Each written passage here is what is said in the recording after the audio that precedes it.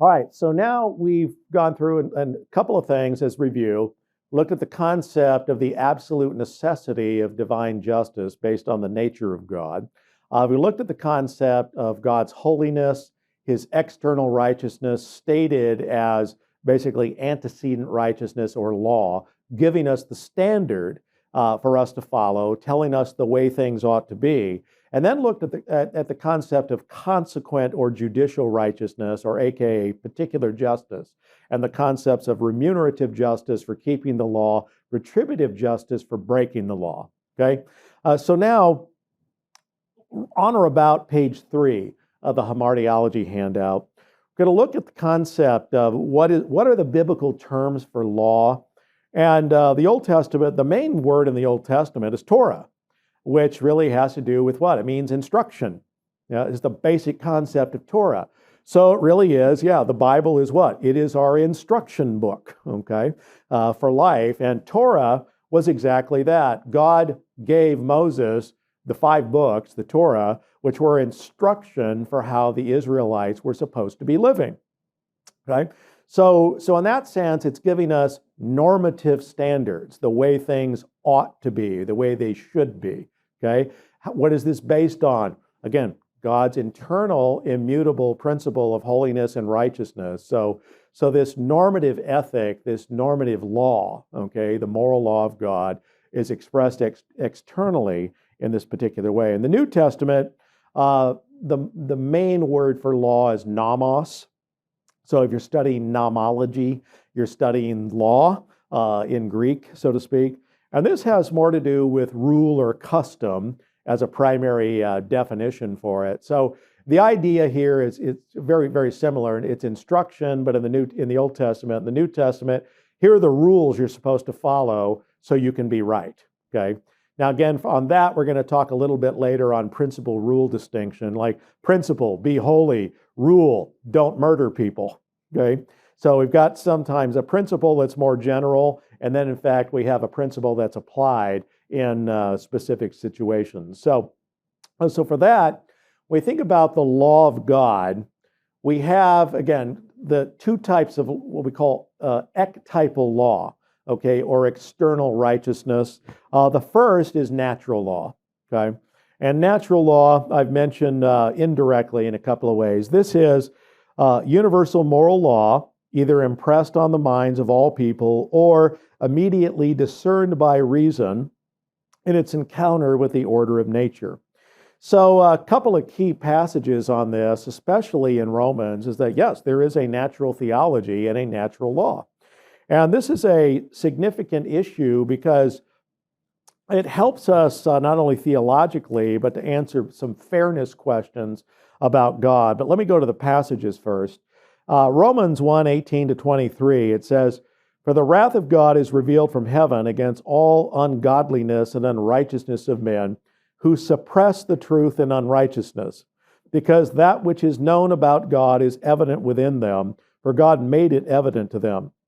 For since the creation of the world, his invisible attributes, his eternal power, his divine nature, have been clearly seen, being understood through what has been made, so that they are without excuse." Okay? And that's the key. And then you flip over to Romans 2. We'll look at Romans 2:14 and 15. Paul says, "For when the Gentiles who do not have the law, or Torah, do instinctively the things of the law, these not having the law are a law unto themselves, in that they show the work of the law written in their hearts, their conscience bearing witness, and their thoughts alternately accusing or else defending them." So, I mean, this is significant because for a number of reasons. One, this tells us that every human being has notice for the expectations from their Creator, right? It's written on their heart, and again, his invisible attributes, like what? Like moral righteousness, like power, like all of these things. People know this, but what does the Bible say? They suppress those truths in unrighteousness.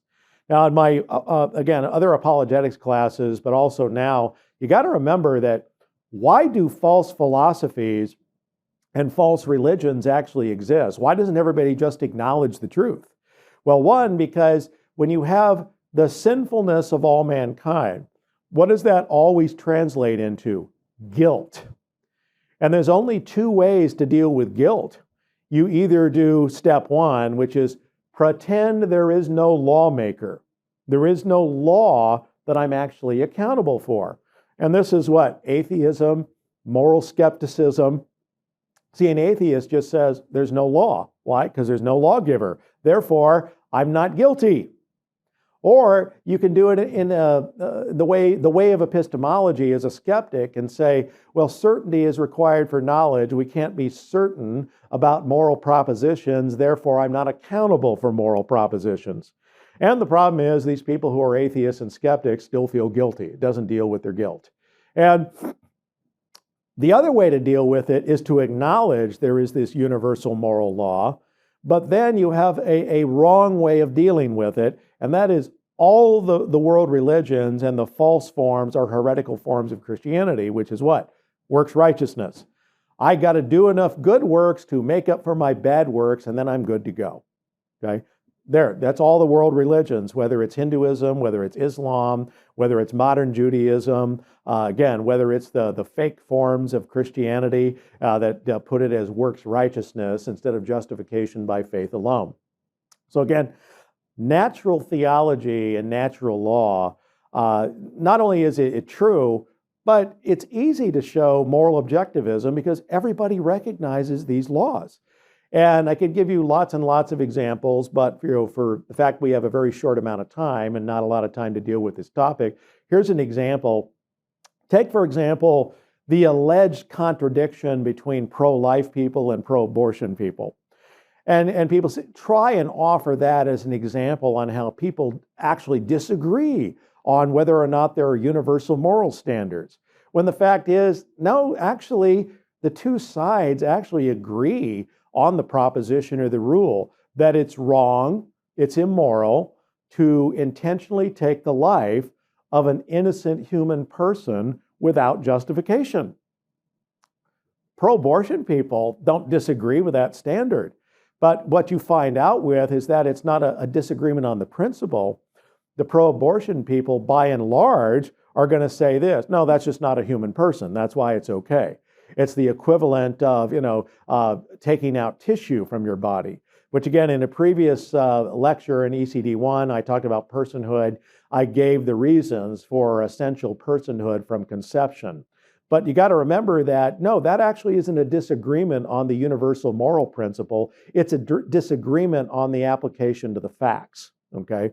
So don't let people say that somehow people really do conflict or disagree on what those universal moral principles are. When you get behind the scenes, you find out that really everyone believes that. And guess what? Including people in prison. Rapists don't want to be raped in prison. Murderers don't want to be murdered in prison. They're the first ones to protest and realize and recognize these universal moral principles. So that's natural law. Now, in the next segment, we're going to look at the concept of the Mosaic law and flesh those concepts out a little bit. And again, because God has, in fact, in addition to natural law, which is written on the heart, which, in fact, there's very important, gives everyone notice of the expectation and leaves people without excuse, God also gave us propositional revelation that also confirms the written moral law of God that we're to follow, and in various places in the Old and New Testament. So next time we'll look at that. Thanks.